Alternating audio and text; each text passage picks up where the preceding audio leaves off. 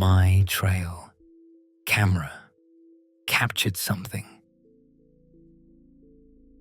I spent 30 years saving for this land.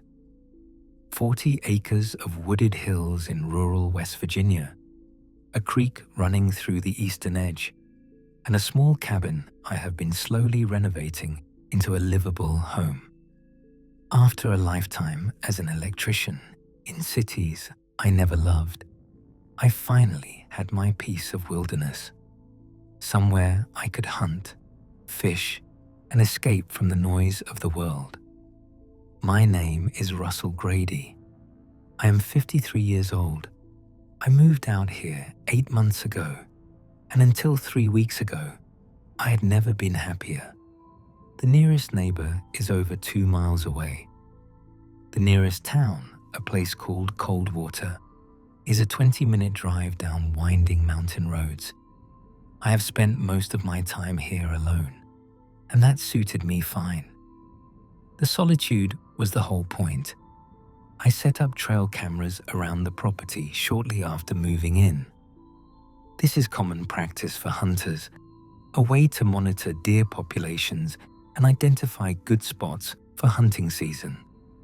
I have 6 cameras positioned at various locations, and I check them every few days to see what wildlife has been moving through. I have captured footage of deer, black bears, wild turkeys, foxes, coyotes, and once a bobcat that made me unreasonably excited. The cameras became one of my favorite parts of living here, a window into the secret life of the forest when no humans are watching.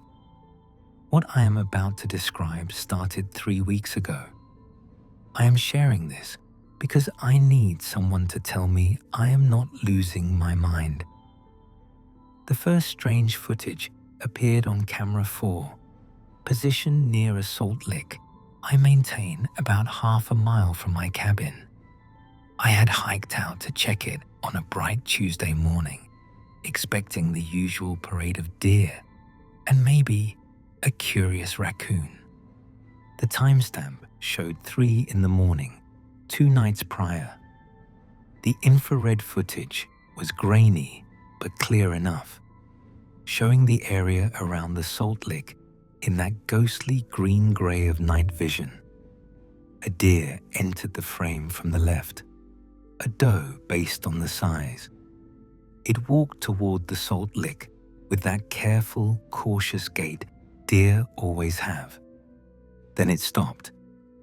Not gradually, not naturally, but suddenly, as though someone had pressed pause on its movements. It stood perfectly still in the center of the frame for nearly 30 seconds. And then it turned its head to look directly at the camera. I felt a chill run through me when I saw this. Deer do not look at trail cameras.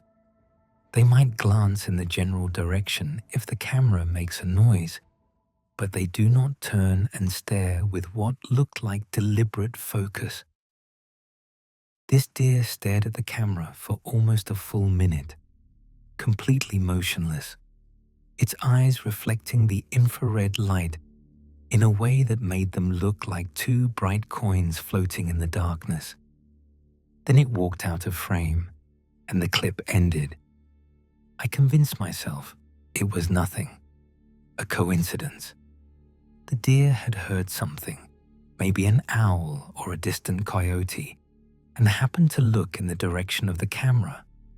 Unusual, but not impossible. I was letting my imagination run wild because I lived alone in the woods. I deleted the clip and tried to forget about it. 5 days later, I checked camera 2, positioned near the creek on the eastern edge of my property. The footage from the previous night made my blood run cold.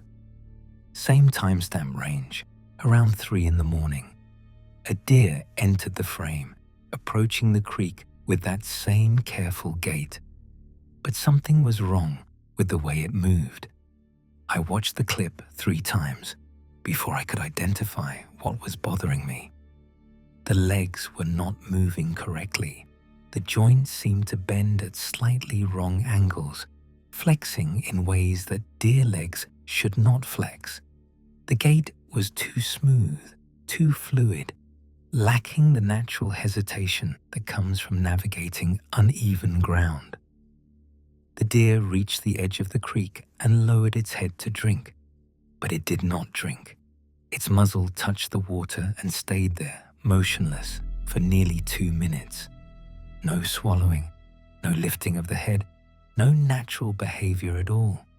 Just a deer-shaped thing pressing its face into the water and holding completely still. Then it raised its head and turned to look at the camera. The same deliberate focus, the same bright reflecting eyes, the same unnatural stillness. I noticed something else this time. The deer's mouth was slightly open, and in the grainy footage, I could see that the tongue was hanging out at an odd angle. Not the way a panting dog's tongue lolls, but the way a piece of meat might hang from a hook, limp, dead. The deer stood staring at the camera for another minute, then turned and walked away. But it walked in the wrong direction, toward the deeper part of the creek, where the water would be over its head. It walked straight into the water and disappeared beneath the surface. The clip ended. The next clip, triggered 20 minutes later, showed nothing but the empty creek. I checked the remaining cameras over the next few days with growing dread. Cameras 1, 3, and 5 showed nothing unusual, but camera 6 made me physically ill. This camera was positioned at the edge of a small clearing where I had found signs of regular deer activity. The footage from 3 nights prior showed a deer entering the clearing around 2 in the morning. It stood in the center of the frame, facing away from the camera, perfectly still. Then it began to shake. Not a shiver, not a tremor, but a violent, full-body shaking that made the image blur. It looked like something was trying to get out, like the deer's skin was a bag that something was thrashing around inside. The shaking lasted for almost 30 seconds. Then it stopped, and the deer turned around. The deer's face was wrong. The features were all there, eyes, nose, ears, but they were arranged incorrectly, like someone had taken the pieces of a deer's face and reassembled them without understanding how they were supposed to fit together. One eye was higher than the other. The nose was twisted to the side. The mouth hung open in a way that revealed too many teeth. Teeth that seemed too long and too sharp for an herbivore. And behind the eyes, in that space where I expected to see the dull awareness of an animal, I saw something else.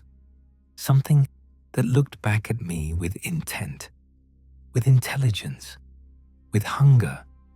The deer stood staring at the camera for 3 full minutes. Then it dropped to all fours and crawled, not walked, but crawled, out of frame on limbs that bent backward. I went to investigate the clearing where camera 6 had captured this footage. I do not know why. Part of me wanted to prove that what I had seen was fake somehow, that there was a reasonable explanation. I found the clearing easily enough, a small open space surrounded by dense undergrowth. The first thing I noticed was the smell, a thick, rotten odor that hung in the air despite the breeze. It smelled like something had died here, but not recently, like meat that had been left in the sun for weeks. The grass in the center of the clearing was flattened and discolored, pressed down in a rough circle about 10 feet across. The soil beneath was dark and wet, though it had not rained in over a week. When I knelt to examine it, I realized the wetness was not water. It was thick and dark and smelled like copper. Then I noticed the deer. It was lying at the edge of the tree line, partially hidden in the undergrowth. A doe, based on the size.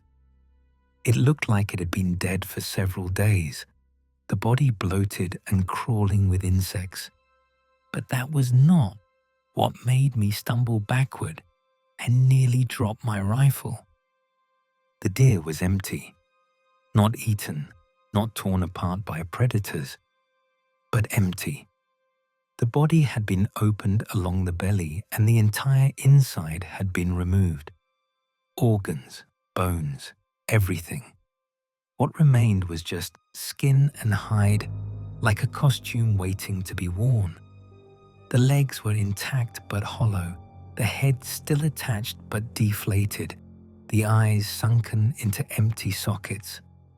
Something had worn this deer, had climbed inside it and walked around in its skin, and when it was done, it had discarded the hide like a dirty coat. I ran back to my cabin and did not stop until I was inside with all the doors locked. Over the following days, I found more empty deer scattered across my property. 3 near camera 2 by the creek. 2 more along the game trail. 1 hanging in a tree near camera 1, suspended by its own twisted limbs as though something had tried to climb while still wearing it and gotten stuck. All of them were the same. Opened, emptied, discarded. Skins without substance.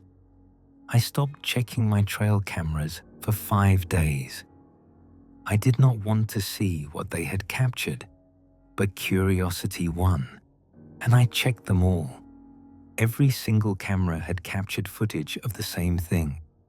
A deer that moved wrong, that stared at the camera with 2 intelligent eyes, that sometimes dropped to all fours and crawled away on limbs that bent in the wrong direction.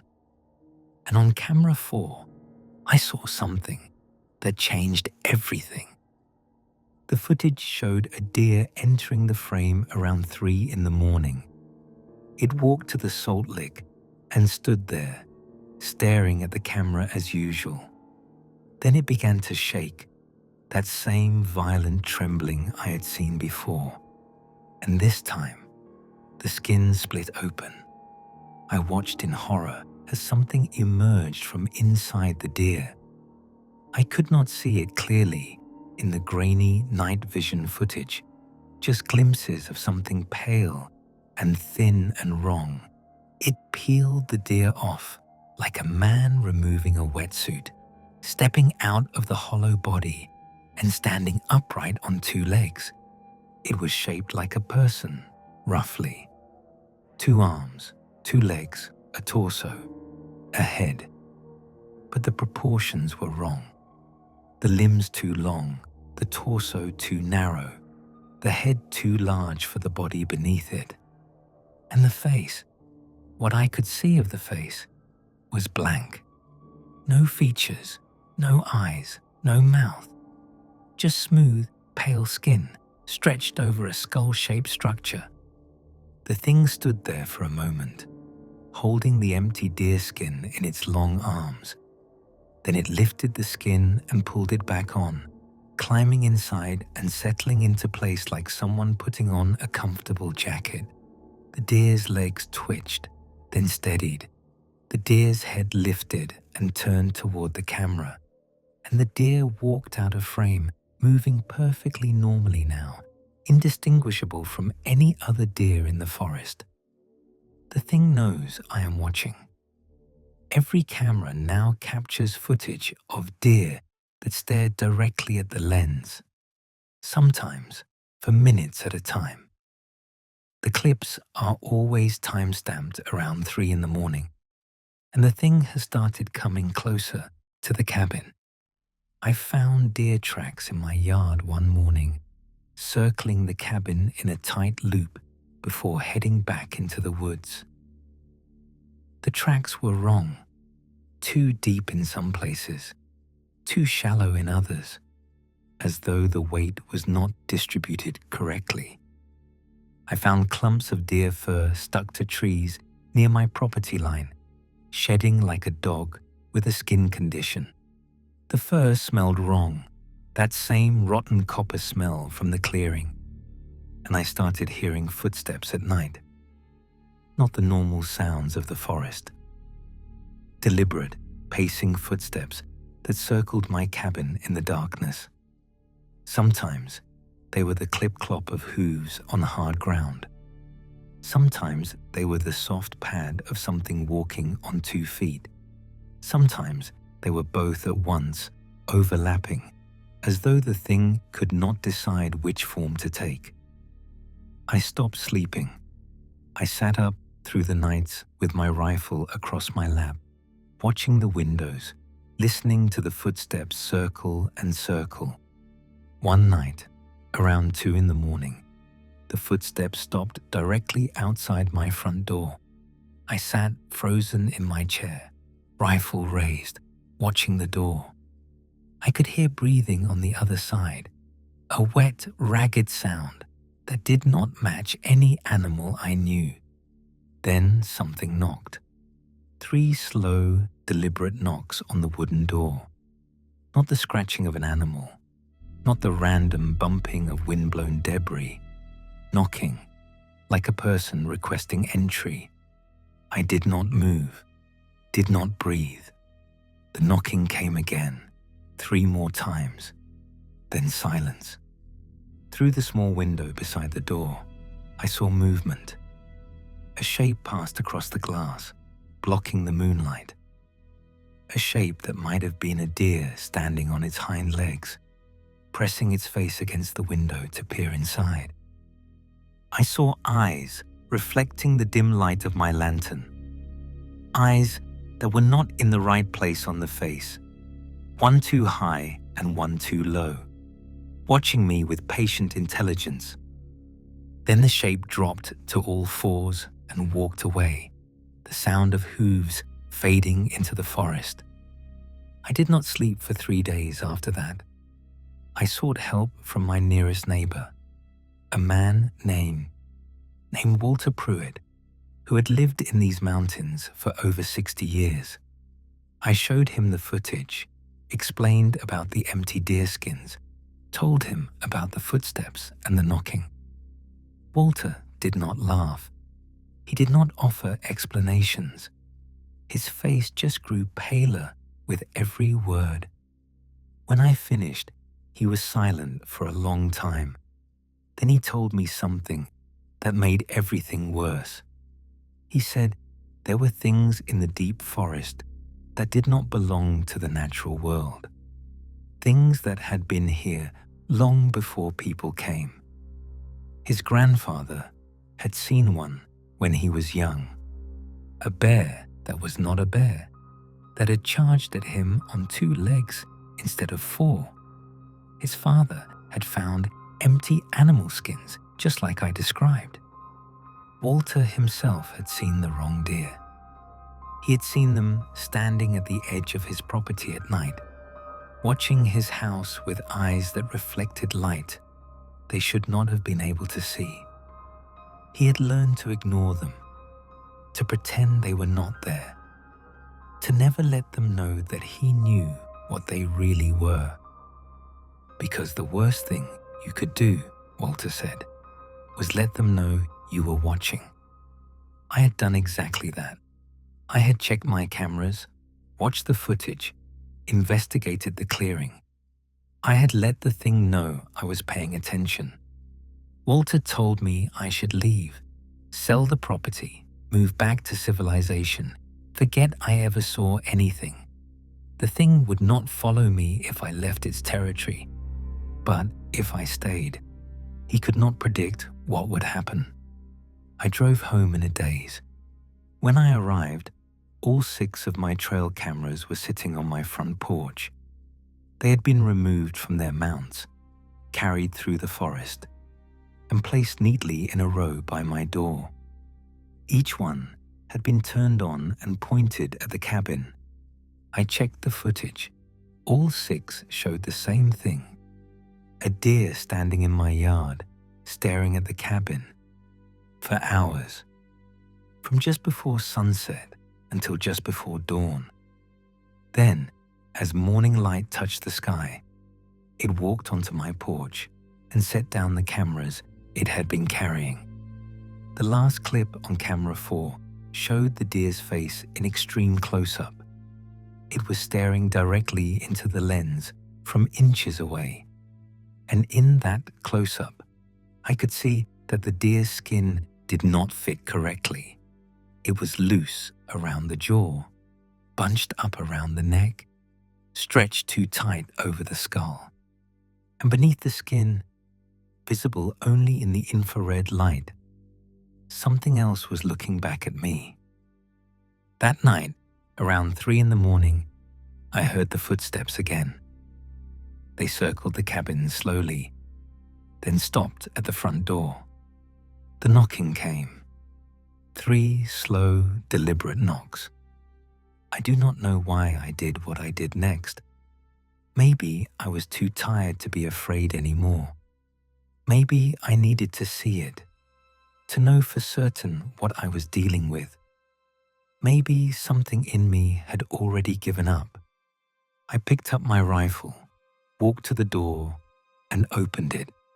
It was a deer, or something wearing a deer. The skin hung loosely, like an oversized coat, the legs crumpling at odd angles, the head tilted at an impossible degree. But it was standing upright on 2 legs, in a posture no deer could maintain. The eyes looked at me. Both eyes, despite being positioned incorrectly on the face, focused on me with absolute attention. For a long moment, neither of us moved. I held my rifle, but did not raise it. I knew, somehow, that the rifle would not help, that whatever this thing was, it existed beyond the reach of bullets. The thing in the deer skin tilted its head, studying me with what might have been curiosity. Then it reached up with one front leg, the hoof bending backward to reveal something like fingers beneath, and touched my face. The touch was cold, cold like deep earth, cold like mountain streams, cold like the spaces between stars. I felt something pass through me, a presence that rifled through my memories and thoughts like someone flipping through a book. Then the thing stepped back, dropped to all 4s, and walked away into the forest. The deerskin fit perfectly now, moving with natural grace, indistinguishable from any other deer in the night. I stood on my porch until dawn, unable to move, unable to think. That encounter happened 4 days ago. Since then, I have not seen the wrong deer again. The footsteps have stopped. The cameras capture nothing but normal wildlife. The empty deer skins have disappeared. I do not know why the thing let me go. I do not know what it saw when it touched me, what judgment it passed, what decision it made. I only know that I am still here, still alive, still the owner of 40 acres of haunted forest. I have not left. I tell myself it is because I cannot afford to, because I spent everything I had on this property. But I know the real reason is something else, something the thing put inside me when it touched my face. I belong to the forest now, to the land, to whatever old, impossible things dwell in the deep places where humans were never meant to go. I am sharing this as a warning. If you own land in the deep wilderness, if you use trail cameras to watch the wildlife, if you see something on your footage that does not look right, do not investigate. Do not watch the clips over and over. Do not let whatever is out there know that you can see it, because once it knows you are watching, it will start watching back. And what happens after that is not something you can predict or control. Last night, for the first time since the encounter, I walked into the forest. I do not know why.